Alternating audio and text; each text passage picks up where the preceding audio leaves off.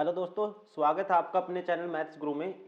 इससे पहले हम 14 क्वेश्चन पेपर ऑलरेडी कवर कर चुके हैं और मैं उम्मीद करता हूं आप सारे के सारे क्वेश्चन पेपर सीक्वेंस वाइज लगातार देखते आ रहे होंगे। ठीक है, उसी उम्मीद के साथ अभी स्टार्ट करेंगे हम क्वेश्चन पेपर नंबर 15 का 26 नंबर क्वेश्चन। तो चलिए स्टार्ट करते हैं। जैसे कि फर्स्ट क्वेश्चन है, कंप्यूटर शब्दावली में निबल क्या है। तो इसमें मैं आपकी कंफ्यूजन हमेशा के लिए दूर कर देता हूँ। देखो, जो कंप्यूटर की स्टोरेज यूनिट होती है वो होती है बिट, या जो कंप्यूटर रीड करता है कौन सी लैंग्वेज को करता है, बाइनरी डिजिट को। ठीक है, 1 बिट किसके बराबर होता है आपको हमेशा याद रखना, पूछ लेता है एग्जाम में, 0 और 1 के बराबर। ठीक है, 1 बाइनरी डिजिट के बराबर कह सकते हैं इसको, बाइनरी डिजिट। और इसी तरह से जो 4 बिट होता है ना, 4 बिट, जैसे कि इस क्वेश्चन में पूछा गया 4 बिट होता है 1 निबल के बराबर, 1 निबल के बराबर।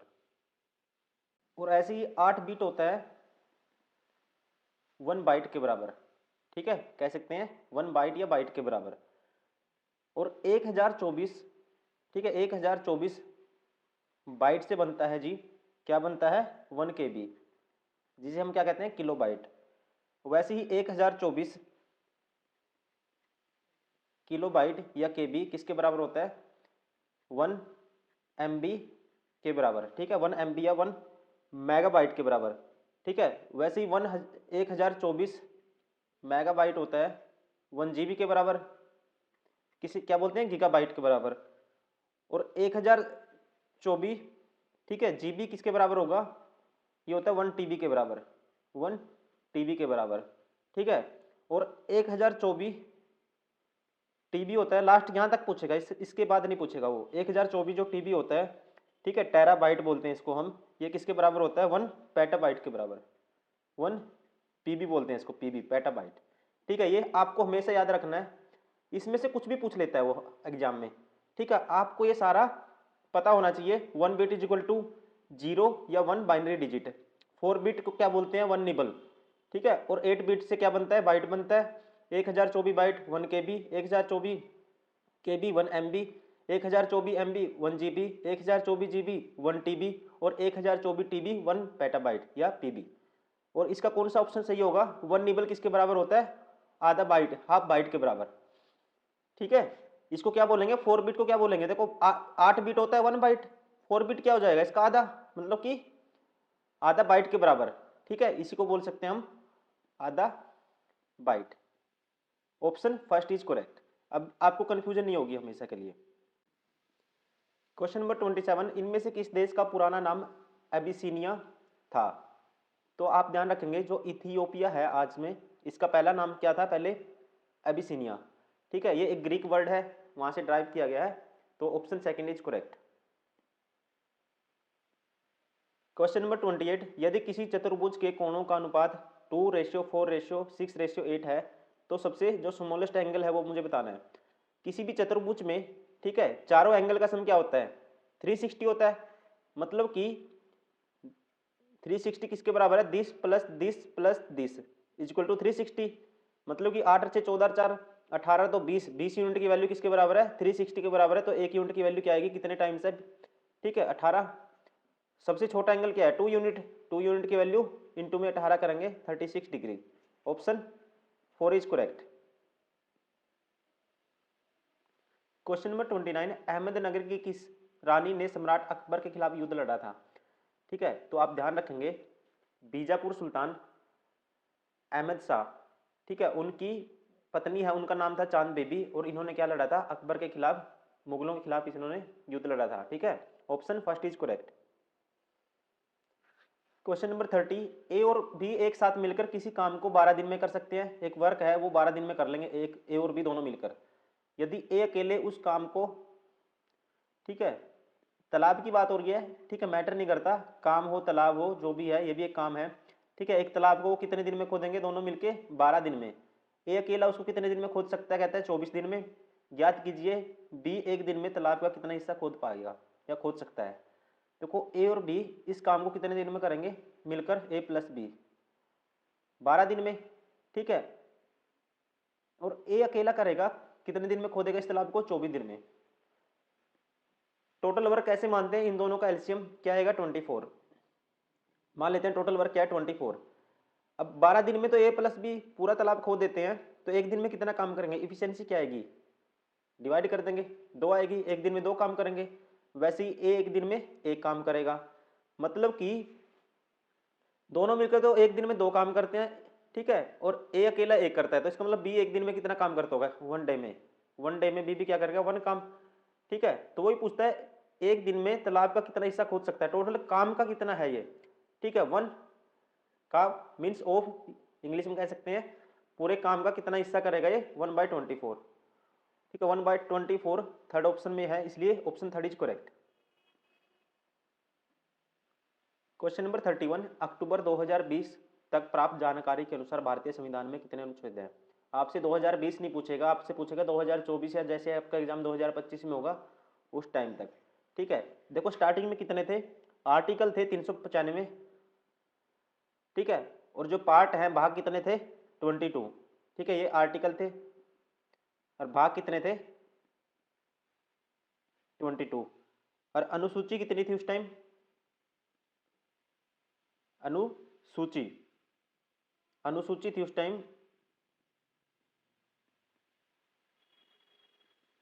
कितनी थी, 8 थी।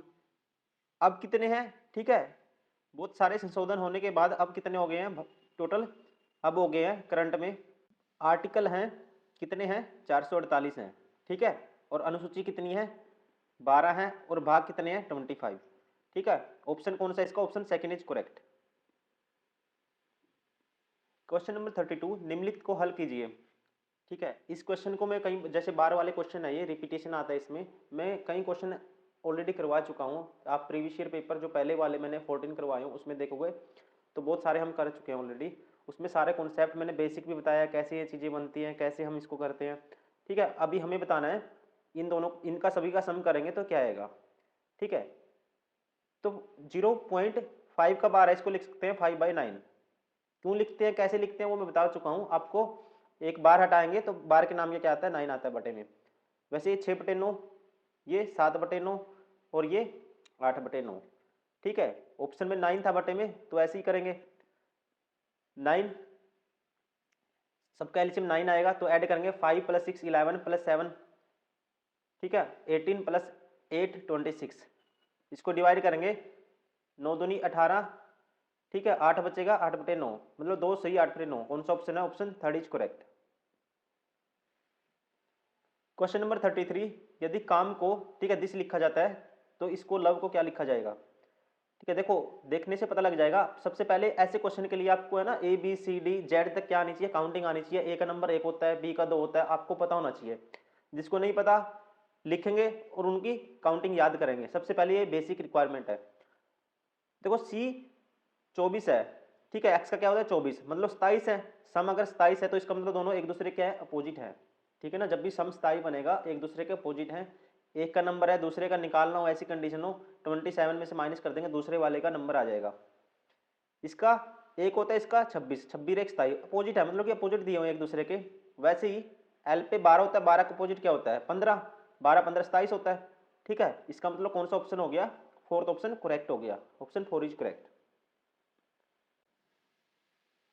क्वेश्चन नंबर 34, भारतीय अंतरिक्ष कार्यक्रम किसके द्वारा शुरू किया गया था। तो आप ध्यान रखेंगे सबसे पहले, ठीक है, इसकी शुरुआत हुई थी 1962 में, एक कमेटी बनाई गई थी जिसका नाम क्या था, इनकोस्पर, क्या नाम था, इनकोस्पर, इनकोस्पर। फिर 1969 में इसी का नाम कर दिया गया था, क्या का नाम कर दिया गया था, इसरो, ठीक है। कह सकते हैं इसरो की खोज भी कब हुई थी 1969 में, क्वेश्चन ये भी आता है कई बारी। और इसकी जो शुरुआत की थी, ठीक है, किसने की थी, विक्रम साराभाई ने, स्टार्टिंग में इसकी शुरुआत किसने की थी, विक्रम साराभाई ने की थी। और ये भी पूछ लेगा जो पहला उपग्रह कब भेजा गया था, ये भेजा गया था 19 अप्रैल 1975 में, ठीक है, 19 अप्रैल कब भेजा गया था 1975 में। क्वेश्चन नंबर 35, फट नामक राजस्थानी चित्रकला शैली चित्रकारी का डैश रूप है, ये एक धार्मिक, ठीक है, चित्रकारी का कौन सा रूप है, ये एक धार्मिक रूप है। और जो ये पेंटिंग की जाती है कहाँ पे की जाती है, इसकी शुरुआत राजस्थान में कहाँ से हुई थी, भीलवाड़ा जिले में एक, ठीक है, उसके निकट एक गांव है, कह सकते हैं कस्बा है शाहपुर, ठीक है, या शाहपुरा, वहाँ से इसकी शुरुआत की गई थी और ये क्या है, एक धार्मिक पेंटिंग मानी जाती है, ठीक है, जिसमें क्या है, कपड़े पे पेंटिंग की जाती है। Option third is correct. Question number 36, Bharat के पहले सुपर कंप्यूटर को क्या कहा जाता था? इसका नाम था, क्या था? परम 8000 या 8000, ठीक है। और इसको जो, ठीक है, इसको किसने डेवलप किया था, किसने विकसित किया था इसको? इसको किया था सीडेक पुणे ने, जिसकी फुल फॉर्म है, ठीक है, किसने? सीडेक, क्या बोलते हैं हम, सीडेक पुणे ने इसको विकसित किया था, डेवलप किया था। और इसकी फुल फॉर्म क्या है? Centre for development of advance computing Pune, ठीक है, ध्यान रखेंगे आप, ये भी पूछ लेते हैं कई बारी।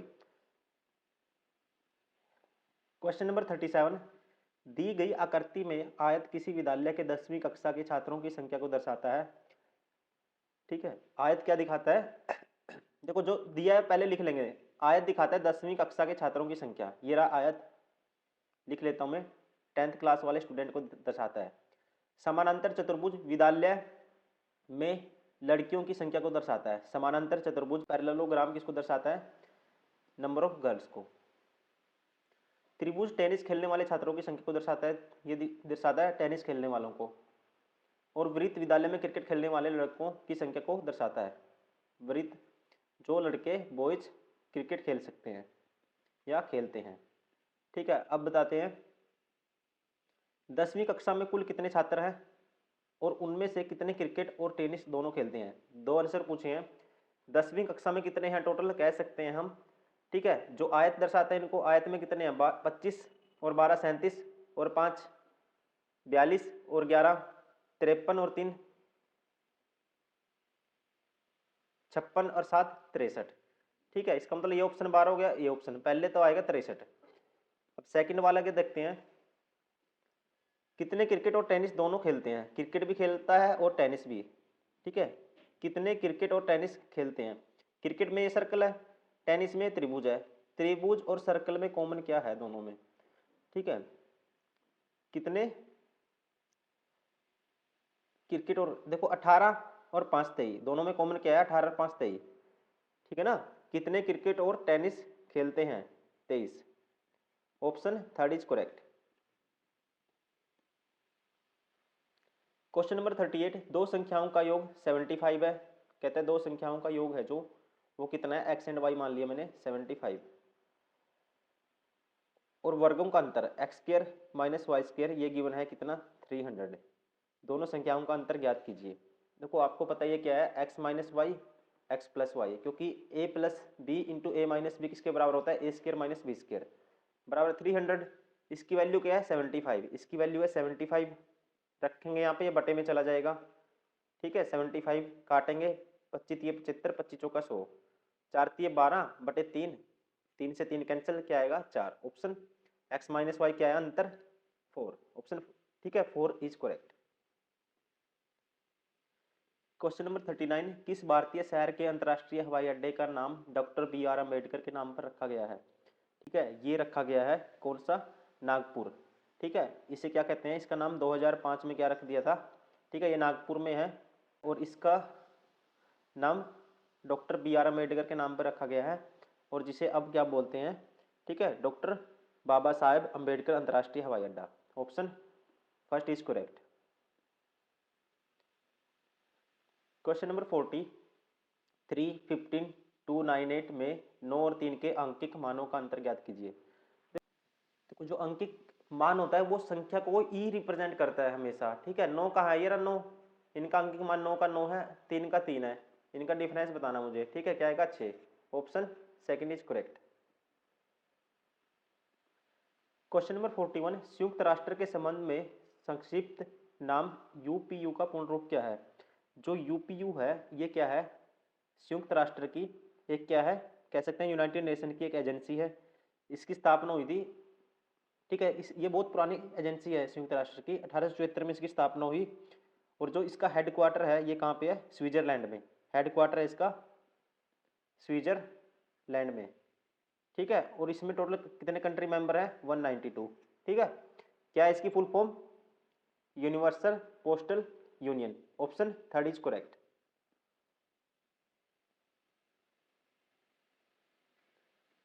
क्वेश्चन नंबर 42, दो सह अभाज्य संख्याओं का गुणनफल 119 है, उनका लघुत्तम समापवर्ती एलसीएम ज्ञात कीजिए। देखो दो सह अभाज्य संख्याएं लेनी है मुझे, ठीक है, एक 1 ही होगा, ठीक है, जो इसके साथ मल्टीप्लाई करेंगे, ठीक है, 119 बनाएगा। दो अभाज्य संख्याएं लेनी है सह अभाज्य, एक आ गया 119 और तो कोई है नहीं है जो 119 बनाएगी मल्टीप्लाई करने के बाद, एक ही है, क्या है 1। मतलब कि अगर दोनों संख्याओं को एचसीएफ इंटू एलसीएम करते हैं हम तो संख्याओं का प्रोडक्ट आता है, ठीक है, ये किसके बराबर है 119 के बराबर है। अगर एचसीएफ की वैल्यू 1 आ गई इसमें से तो एलसीएम की क्या आएगी 1 यहाँ रखेंगे तो एलसीएम क्या आएगा 119। Option 4 is correct. Question number 43, यदि tan 3 थीटा tan 6 थीटा बराबर है 1 तो tan 30 थीटा का मान मुझे बताना है, ठीक है। आपको इससे पहले एक पता होना चाहिए tan a बराबर है कोट b। अगर tan a बराबर है कोट b तो a प्लस b हमेशा क्या होता है 90 डिग्री। एसएससी वालों को तो पता होगा क्योंकि कॉन्सेप्ट वहाँ पे रिवाइज होता है बहुत बारी ट्रिग्नोमेट्री में। अब देखो tan 3 थीटा tan 6 थीटा बराबर है 1, तो इसको लिख सकते हैं tan, किसी को भी लिख सकते हैं इनमें से 1 बाय, ठीक है, कोट थीटा कोट 6 थीटा बराबर है 1, tan 3 थीटा ये मल्टीप्लाई में होगा बराबर आएगा कोट 6 थीटा। अब मैंने बताया था tan a बराबर है कोट b, तो इसका मतलब क्या होता है a प्लस b 90 डिग्री, इसका मतलब हो गया 3 थीटा प्लस 6 थीटा बराबर है 90 डिग्री। तो 9 थीटा 90 डिग्री है तो थीटा की वैल्यू क्या आ रही होगी 10 डिग्री, ठीक है ना, 10 डिग्री। बताना क्या है 10 30 डिग्री, ठीक है, 30 थीटा, 30 के आगे थीटा की वैल्यू 10 है, मतलब कि 10 300 डिग्री की वैल्यू मुझे बतानी है। अब आपको पता है, ठीक है, इसको लिख सकते हैं 10 360 माइनस 60 डिग्री। अब यहाँ से 10 360 माइनस, ठीक है, थीटा क्या होता है माइनस 10 थीटा होता है, 360 पे 10 10 रहेगा, कोट कोट रहेगा, साइन साइन रहेगा, कोस कोस रहेगा, 360 और 180 पे, ठीक है, जो ये चेंज होता है साइन 10 कोट का आपस में ये कितने पे होता है, ठीक है, 270 और 90 पे, तो ये आएगा माइनस 10 60 डिग्री और 10 60 की वैल्यू क्या है √3, मतलब कि माइनस के √3। Option 3 is correct.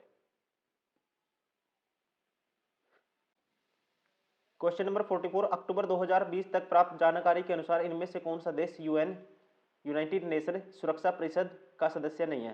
तो इसके 5 सदस्य है, ये रेलवे एनटीपीसी में बार बार रिपीट हुआ था क्वेश्चन, कुछ ना कुछ इसमें घुमा फिरा के पूछा गया था। तो 5 सदस्य कौन कौन से आपको पता होना चाहिए कौन कौन है। यूएसए है, ठीक है, चाइना है जिनके पास वीटो पावर है, उसके बाद रसिया है, एक फ्रांस है, ठीक है, और कौन है यूनाइटेड किंगडम।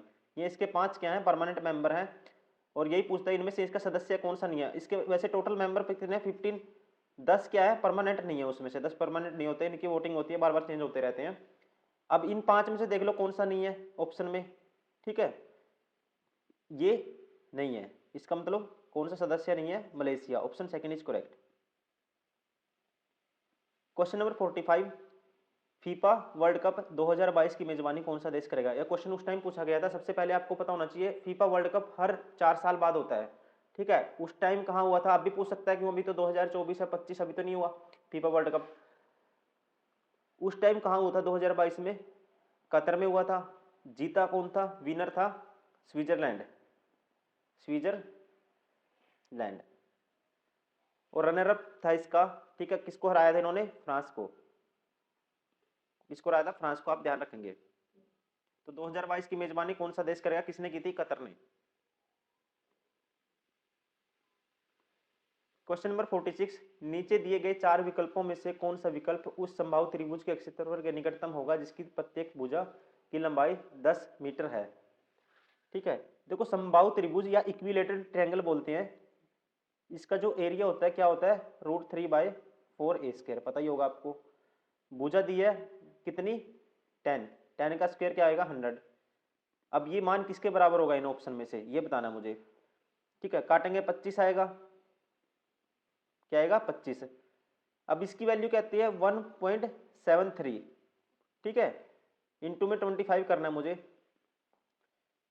अब इसको लिख सकते हैं, ठीक है, 25 प्लस 73 बटे में पॉइंट के नाम का 100 इंटू में 25, 25 चौका 100। अब 4 से डिवाइड कर दो 73 को, क्या आएगा 25 में वही ऐड कर देंगे, 4 एकम 4 बचेगा 3, 4 अट्ठा 32 बचेगा 1, 4 दूनी 8, 4 पंजा 20, 18.25 जोड़ेंगे इसमें 25 में तो क्या आएगा 43.25। ऑप्शन कौन सा है ये, ऑप्शन सेकंड इज करेक्ट।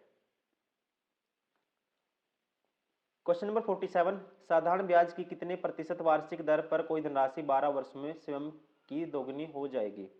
ठीक है, राशि होगी जी 1 से 2, ठीक है, कितनी करनी है 1 से 2, कितने वर्ष में 12 वर्ष में।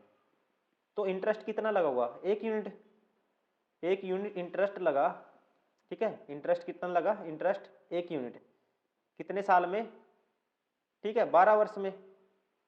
और 1 वर्ष में कितना इंटरेस्ट लगेगा 1/12 यूनिट 1 वर्ष में, ठीक है। रेट बतानी है तो रेट क्या होता है 100 पे कैलकुलेट कर देंगे इसको, 1 साल में 100 रुपये पे ब्याज कितना है वही तो रेट है, तो साथ में 1/12 इंटू में 100 साथ में परसेंटेज, तो रेट क्या आएगी, जिन्होंने परसेंटेज पढ़ा है, ठीक है, मैंने परसेंटेज 0 से लेकर बिल्कुल एडवांस लेवल तक करवाया है, जिसने परसेंटेज पढ़ा है वो बता देगा देखते ही, ठीक है। 1/12 is equal to what in percentage, ये होता है 8 सही 3%, ठीक है। इसको डिवाइड करेंगे तब भी यही आ रहा होगा, ऑप्शन कौन सा है 8 सही 3%, option second is correct.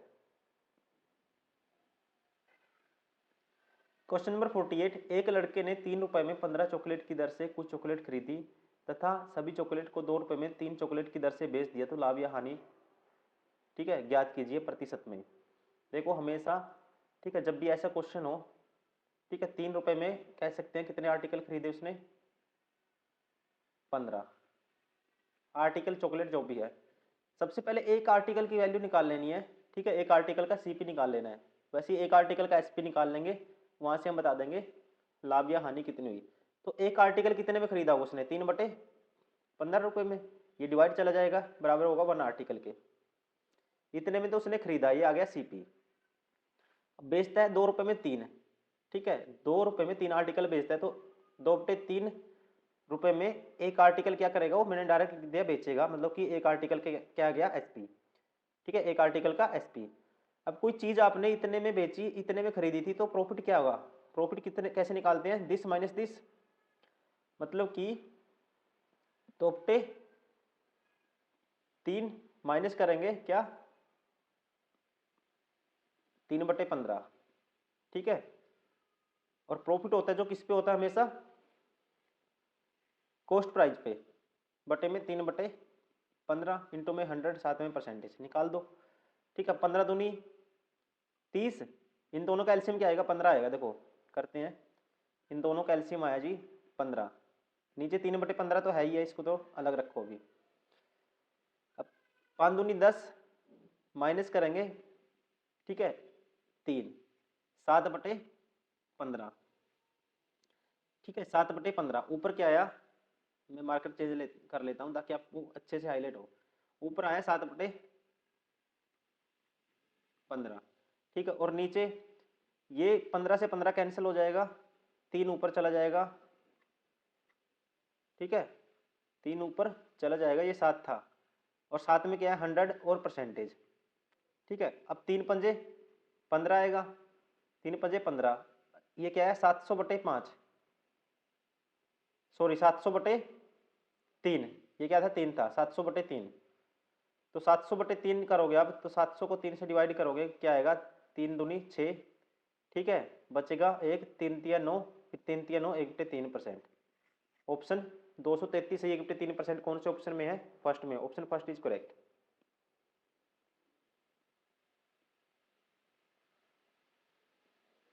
Question number 49, यदि ए बी से दोगुना कार्यकुशल है, कहता है ए की इफिशियंसी है बी से डबल है, इसकी 2 मान लेते हैं, इफिशियंसी मीन्स वो एक दिन में या ए के एट ए, ठीक है, फ्रीक्वेंट ऑफ कितना काम कर पाता है, ठीक है, उसकी काम करने की फ्रीक्वेंसी क्या है, और वे दोनों एक साथ मिलकर किसी कार्य को 20 दिनों में पूरा कर सकते हैं। अगर ये एक दिन में 2 यूनिट करता है, मान लेते हैं ये एक करता है, तो मिलकर कर देते हैं वो पूरा काम 20 दिन में। तो एक दिन में 3 करते हैं तो 20 दिन में करेंगे इतना 60, ये आ गया टोटल वर्क। तो उसी कार्य को कितने दिन में पूरा करेगा, उसी कार्य को ए कितने दिन में पूरा करेगा, ए कितने दिन में करेगा डिवाइड बाई, अगर एक दिन में 2 करता है तो 60 कराना है तो कितने दिन में करेगा, डिवाइड कर देंगे 30 दिन में। ठीक है, 30 डेज, ऑप्शन 30 इज करेक्ट। तो है, मैं बता देता हूँ क्या है।